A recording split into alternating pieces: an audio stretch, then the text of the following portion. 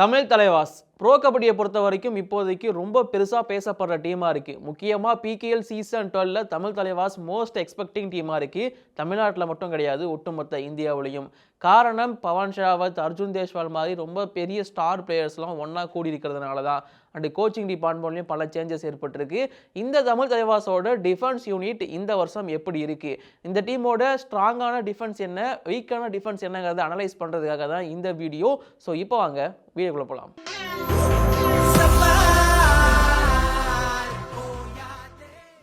Hello every friends, welcome to all in all sports. நான் உங்கள் sports Nitish. Tamil Thalaivas டீமை பற்றி டிஸ்கஸ் பண்ணுறதுக்காக தான் இந்த வீடியோ.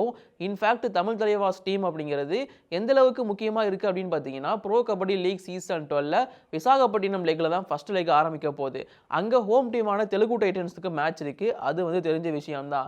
தெலுங்கு டைட்டன்ஸ் கூட டிஃபெண்டிங் சாம்பியன் ஹரியானா ஸ்லேயர்ஸை மோத விட்டுருக்கலாம், 3 முறை சாம்பியனான பட்னா பைரட்ஸை மோத விட்டுருக்கலாம். பட் இதெல்லாம் விட முக்கியமாக தமிழ் தலைவாசை மோத விடணும் அப்படிங்கிறத முடிவு பண்ணி Marshal sports and pro kabaddi ஷெடியூலை ஆகஸ்ட் 29 அன்னைக்கு ஃபஸ்ட் மேட்சா தெலுங்கு டைட்டன்ஸ் தமிழ் தலைவாசன் தான் போட்டிருந்தாங்க.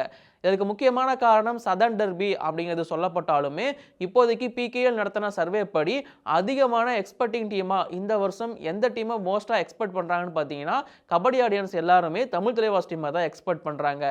அண்டு ஓவரால் பார்க்கும்போது ஃபேன் பேஸும் ரொம்ப அதிகமாக இருக்குது. அண்டு ஃபேன்ஸோட சப்போர்ட்டும் தமிழ் தலைவாஸுக்கு ரொம்ப அதிகமாக இருக்குது. பவன் ஷராவத்தை மற்ற 11 டீம்ஸும் ஒதுக்கும் போது தமிழ் தலைவாஸ் நம்பிக்கை கொடுத்து எடுக்கிறாங்க. இது ஃபேன்ஸுக்கு ஒரு பெரிய நம்பிக்கையை கொடுக்குது.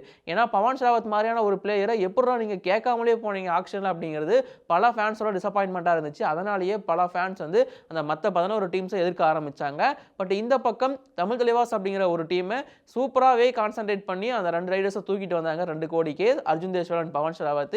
இந்த மாதிரி ஒரு ரைடிங் டியோ இருக்கிறப்போ இந்த டீமுக்கு ஒரு பெரிய சப்போர்ட் இருக்க தான் செய்யுது. ஸோ இந்த மாதிரி முதல் போட்டியை ஆடப்போகிற தமிழ் தலைவாஸுக்கு அவங்களோட பர்ஃபார்மன்ஸ் எப்படி இருக்க போகுது, முக்கியமாக அவங்களோட டிஃபென்ஸ் யூனிட் எந்த அளவுக்கு ஸ்ட்ராங்காக இருக்குது அண்ட் அதில் இருக்கிற வீக்னஸ் என்னங்கிறத தான் நம்ம பார்க்க போகிறோம். அதற்கு முன்னாடி தமிழ் தலைவாஸோட அஃபென்ஸ் யூனிட், அதாவது ரைடிங் யூனிட்டை பொறுத்த வரைக்கும் அதில் ஸ்ட்ரென்த் வீக்னஸ் இல்லையான்னு கேட்டிங்கன்னா, ஸ்ட்ரென்த் மட்டும் தான் இருக்குது. நான் முன்னாடியே சொன்ன மாதிரி அர்ஜுன் தேஷ்வால், பவன் ஷராவத், இது இல்லாமல் லாஸ்ட் டைம் பர்ஃபார்மன்ஸை கொடுத்த மோயின் சஃபாகி, அவங்க 3 வருஷத்துக்கு ரிட்டைன் பண்ண நரேந்தர் கண்டோலா, விஷால் சகல், யங்ஸ்டர்ஸ்னு ஒரு சிலர் இருக்காங்க. ஸோ ஓவரால் பார்க்கும்போது தமிழ் தலைவாஸோட இந்த ரைடிங் யூனிட் அப்படிங்கிறது நல்லா இருக்குது. இமுன்சு யாதவ் உட்பட நல்லாவே ரைடிங் பண்ணக்கூடிய ஒருத்தர் தான். ஸோ தமிழ் தலைவாஸோட ரைடிங் யூனிட் மேலே பெரிய பிரச்சனை கிடையாதுங்கிறது தான் இப்போதைக்கு இருக்கிற நிலவரம். ஸோ அதனால் ரைடர்ஸை தூக்கி அப்படியே வச்சுருவோம். இல்லை ப்ரோ ரைடர்ஸுக்கும் தனியாக வீடியோ போடுங்க நீங்கள் சொன்னீங்கன்னா அதையும் நான் உங்களுக்காக தனியாக கொடுத்துட்றேன். பட் இப்போதைக்கு நம்ம பேச போகிறது டிஃபென்ஸை மட்டும்தான்.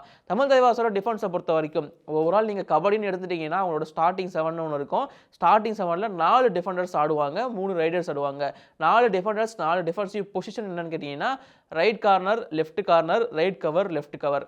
ஸோ இதுதான் 4 டிஃபென்ஸ் பொசிஷன். ஸோ இதில் ரொம்ப ஸ்ட்ராங்கானது தமிழ் தலைவாஸை பொறுத்த வரைக்கும் உங்கள் எல்லாருக்குமே இது தெரிஞ்சிருக்கலாம், வேறு எதுவும் கிடையாது, கார்னர்ஸ் தான். 2 கார்னருமே ரொம்ப ரொம்ப ஸ்ட்ராங்காக இருக்குது. முக்கியமாக நம்ம லெஃப்ட் கார்னர்லேருந்து போனோம் அப்படின்னா, லாஸ்ட் டைம் அதாவது PKL season 11 best defender of the tournament அவார்டை வாங்கின நிதேஷ்குமார் தான் லெஃப்ட் கார்னரை பார்த்துக்க போகிறாரு. ஒரு யங்ஸ்டர் தான், பட் இருந்தாலும் 70+ டேக்கிள் பாயிண்ட்ஸ் அவரோட அந்த சீசன் எடுத்திருந்தார். அவர் சீசன் 10 ஒரு சில போட்டிகள் ஆடி இருந்தாலும் சீசன் 11 தான் அவருக்கு ஒரு டர்னிங் பாயிண்ட்டாக இருந்துச்சு. அவரை வெளியே அனுப்பி அந்த இடத்த இவர் பிடிக்கிற அளவுக்கு அவரோட பர்ஃபார்மன்ஸ் இருந்துருந்துச்சு. Overall throughout the season சூப்பராக பர்ஃபார்மன்ஸை கொடுத்துருந்தாரு. அது மட்டும் இல்லாமல் அந்த டீமை லீட் பண்ணியிருந்தார். தமிழ் தலைவாஸை கடைசி கட்டத்தில் அவர் தான் லீட் பண்ணார். டொமஸ்டிக் அளவு டோர்னமெண்ட்லையும் தமிழ் தலைவாஸை லீட் பண்ணியிருக்காரு. ஸோ இந்த மாதிரி தமிழ் தலைவாஸ் கூடயே ட்ராவல் பண்ணிட்டு இருக்க லெஃப்ட் கார்னர் பிளேயரான ஒரு யங்ஸ்டர் நிதேஷ்குமார் இப்போதைக்கு ப்ரோ கபடி போட்ட ப்ரோமோவில் கூட பவன் ஷராவத், சாகராத்திக்கு அப்புறமா போட்டிருக்கிறது இந்த நிதேஷ்குமாரை தான். அந்த அளவுக்கு இப்போதைக்கு அவர் லைம் லைட்டில் இருக்காரு. அவர் தான் லெஃப்ட் கார்னரை பார்த்துக்க போகிறாரு.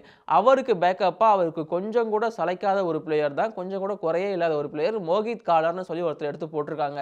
இந்த மோகித் காலரை பொறுத்த வரைக்கும் இவருக்கு PKL experience compare to Nitesh Kumar ரொம்பவே அதிகமாக இருக்குது. மோகித் காலர் இவருக்கு முன்னாடியே ஒரு சில டீம்ஸ் ஆடி இருக்காரு. பிகேஎல் பொறுத்த வரைக்கும் ஒரு நல்ல டிஃபெண்டர் தான். இன்ஃபேக்ட் புனேரி பில்டன் மாதிரியான டீமில் இருந்து ரெடியாகி வராரு அப்படிங்கும்போது கண்டிப்பாக ஒரு பர்ஃபெக்டான டிஃபெண்டராக இருப்பார். ஸோ அந்த ஒரு டிஃபெண்டரை பிளேஸ் பண்ணுவாங்க லெஃப்ட் கார்னருக்குங்கிறது டவுட்டே வேணாம். சப்போஸ் நிதேஷுக்கு இன்ஜுரி ஏற்பட்டுச்சு அப்படின்னா அங்கே மோகித் காலர் ரீப்ளேஸ் பண்ணுவார். இதுதான் இப்போதைக்கு லெஃப்ட் கார்னரை பொறுத்த வரைக்கும். ஸோ லெஃப்ட் கார்னர் பிரச்சனையே இல்லை அப்படிங்கிற மாதிரி தான் இப்போதைக்கு இருக்குது. ரைட் கார்னர் பக்கம் வந்தோம் அப்படின்னா சீசன் 11 இன்ஜுரி காரணமாக வெளியேறி போனேன். இன்ஃபேக்ட் அவர் வெளியே போனதுனால தான் டீமே வந்து பார்த்தீங்கன்னா ஒரு மாதிரி கொலாப்ஸ் ஆகி நின்னது. சாகர் ராத்தி கேப்டனாக இருந்தார். இப்போதைக்கு அவர்கிட்ட கேப்டன்சி அப்படிங்கிறது இல்லை. அது வந்து ரெண்டுமே ரைடர்ஸ் கிட்ட போயிருச்சு. பட் இருந்தாலும் இப்போதைக்கு சாகர் ராத்தி ஒரு பிரைமாக தான் மதிக்கப்படுறார் தமிழ் தலைவாசை பொறுத்த வரைக்கும். தமிழ் தலைவாசோட சிஇஓவே மென்ஷன் பண்ணியிருப்பாரு, சாகர் ராத்தி எங்களுக்கு மெயின் தாம்பா அப்படிங்கிற மாதிரி. அவர் தான் ரைட் கார்னரை பார்த்துக்க போறாரு. ரெக்க மட்டும் இருந்தால் யாரு தேவாதன்னு சொல்லுவாங்கல்ல, அந்த மாதிரி இன்ஜுரி மட்டும் வராமல் இருந்துச்சுன்னா தலைவன் தான் அந்த டோர்னமெண்ட்டோட டிஃபெண்டர் ஆஃப் த டோர்னமெண்ட் வாங்குவார். அந்த அளவுக்கு ஒரு தரமான player. But injury first season அவர் பர்ஃபார்மன்ஸ் பண்ணதுக்கு அப்புறமா சீசன் 8 நினைக்கிறேன், அதுக்கப்புறமா இன்ஜுரி அப்படி தான் அவர் வந்து போயிருக்கு சீசன் ஃபுல்லாகவே.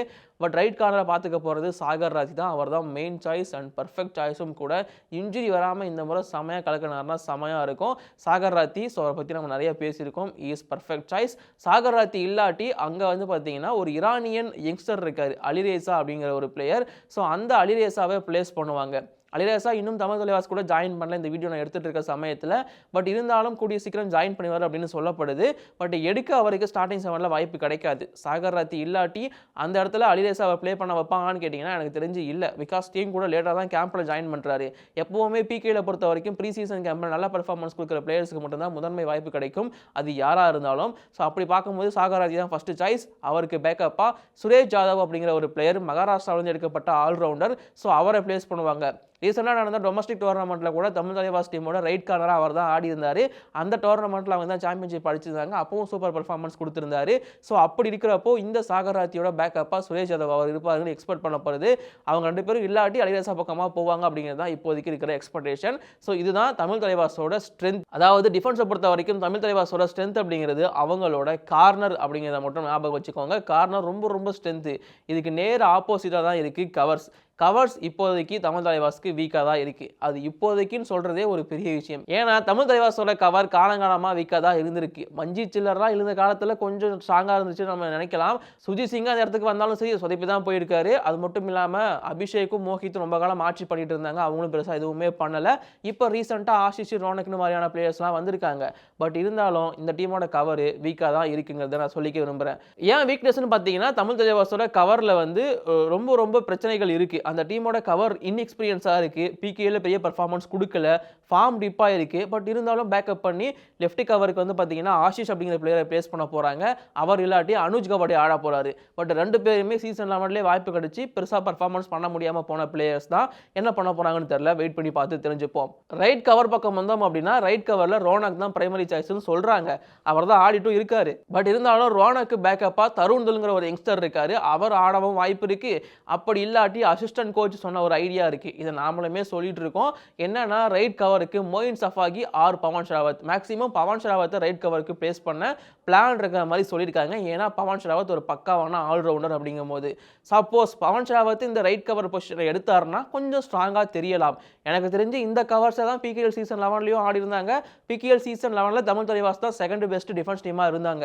அப்படி இருக்கிறப்போ டிஃபென்ஸ் இதுவும் கொஞ்சம் என்னை பொறுத்த வரைக்கும் மேனேஜ் பண்ணிடுவாங்கன்னு தான் தோணுது. இப்போ ஆஷிஷ் வேற நல்லா ஃபார்ம் இருக்கிறதா கேள்விப்பட்டோம். ஸோ லெஃப்ட் கவரை பொறுத்த வரைக்கும் ஆஷிஷ் கலக்கவர் நம்பிக்கை இருக்குது. ஸோ தமிழ் தலைவாஸோட பிரச்சனையாக இந்த சீசன் பார்க்கப்படுறது அந்த டீமோட கவர் டியோ தான். ஸோ இந்த கவருக்கு யாரை பிளேஸ் பண்ண போகிறாங்க, எப்படி வர போகிறாங்க எதுவுமே நமக்கு தெரியாது. பட் பிரச்சனையாக இருக்குன்னு மட்டும்தான் தெரியுது. இதெல்லாம் சரி பண்ணணும் அப்படின்னா அந்த பக்கம் கோச்சஸ் ஏதாச்சும் ஒரு பிளான் போட்டு இவங்கெல்லாம் ரெடி பண்ணால் மட்டும்தான் அங்கே வந்து சரியாகும். என்ன பண்ண போகிறாங்கன்னு தெரியல. ஸோ கோச்சஸ் கையில் தான் இப்போதைக்கு அந்த கவரோட பர்ஃபார்மன்ஸ் இருக்குது. வெயிட் பண்ணி பார்ப்போம். சொல்கிறேன் போல டிஃபென்ஸ் கட்டாயிட்டு ரைட் வச்சு சொதப்பிட்டாங்கன்னா என்ன பண்ணுறது? டே பவன் ஷராவத் அர்ஜுன் தேஷ்வாலாம் இருக்காங்கடா, நம்புங்கடா. இருந்தாலும்